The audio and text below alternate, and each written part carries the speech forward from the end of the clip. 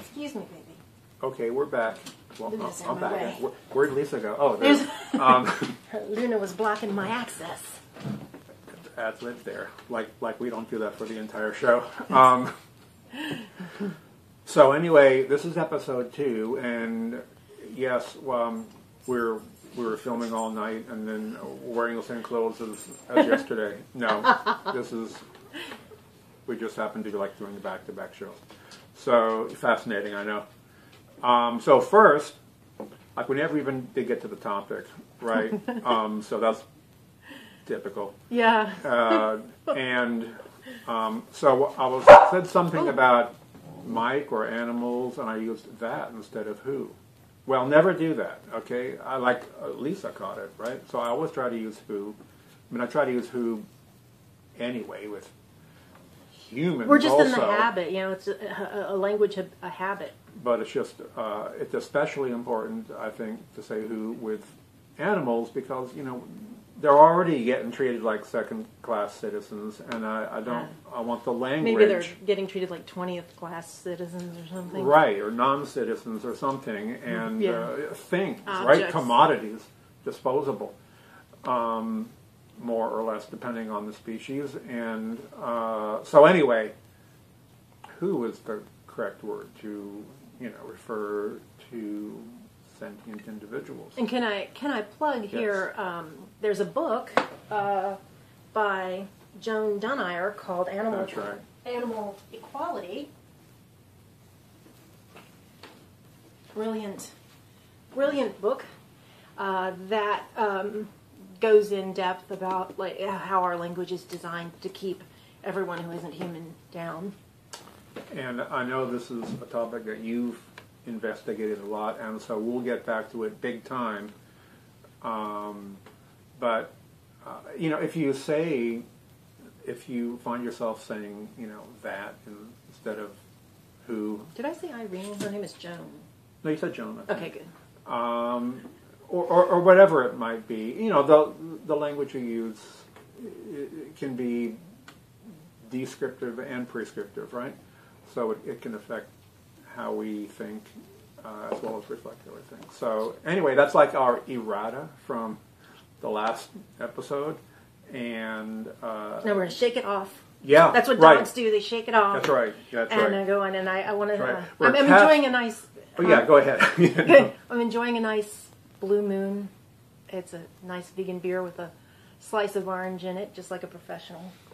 I got this. I just spilled some. I got this. We're gonna have to cut. That's you what off. I usually do. We're gonna have to cut you off. Every time I eat, I think I spill some. This lemonade that has cayenne in it, and like generally, I'd rather have like not cayenne in my lemonade. I'd rather have cayenne like made with chili or something. But I feel like it's a little bit medicinal. So, viva la difference. It's got cayenne in it, And right? there's Anti-inflammatory. There's agave in there as well. I guess so. Yeah. Does it say that? Yeah. Oh, okay. Lemon, agave, and cayenne. As if. Well, I guess with lemonade you're usually going to have a sweetener. Otherwise, that wouldn't be pucker up. possible. It'd make for some non-quality video. But anyway, so take it away, Lisa. You got another topic. Yeah. So discussing the meat issue, I wanted to start by saying what meat is, because there's a lot of debate about whether to call plant meat, but in terms of definition, meat is usually the main substance of something. So all my life we've called nut meat, like the meat of a walnut, and the meat of a coconut, which isn't a nut. Is it? It's not a nut.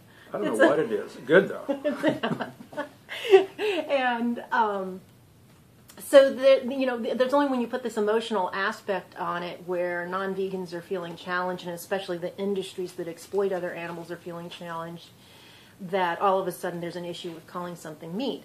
On the good side, some people do feel strongly that we shouldn't be using that term because I think they feel that we should move away from the concept of meat at all. But my opinion is that Anytime something has taken over from a previously held concept, there has been parts of that concept were perpetuated. So, for instance, Christians changed the pagan holiday of Halloween, but kept a lot of the traditions of pagan culture, partly to get pagans to transition over. And in my opinion, normalizing meat as a plant idea that to me has power.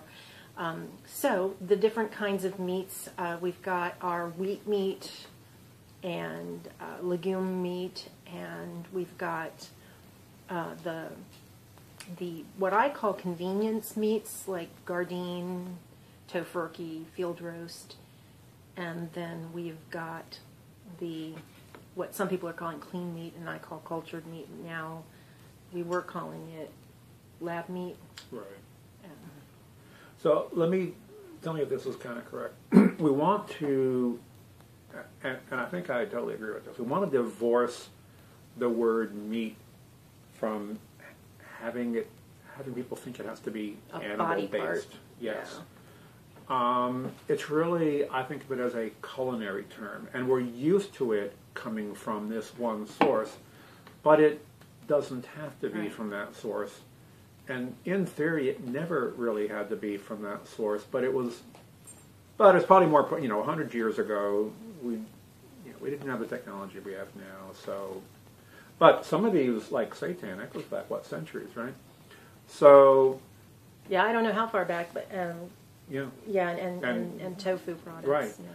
So, I think right now they associate it so closely with coming from an animal that it's like they think, oh, it's not meat if it didn't come from an animal. But one example I use sometimes is some instruments, the strings used to come from animals, and in some they still do, but with guitars, you don't buy animal strings. You buy, they're phosphor, bronze, or they're steel, or they're nylon. And no one says, oh, well, these aren't real strings. Yeah. Right? Because it's in history now. There's no defensive aspect to it. Yeah, and it's historical. It's not like we just changed. Mm-hmm. The change didn't occur out of a moral calling either. Right. Probably convenience and technological advancement. Right. I mean, as far as but I know. But all of a sudden you've got right. this moral calling to stop using body parts as meat and milk, because the dairy industry is trying to make it illegal to call plant milk milk. My entire life we've said coconut milk. Yeah, and that probably precedes dairy milk by probably thousands of years. And, milk thistle, because it looks like milk. So now people who are defensive will say, well, you can't milk a soybean. It's not...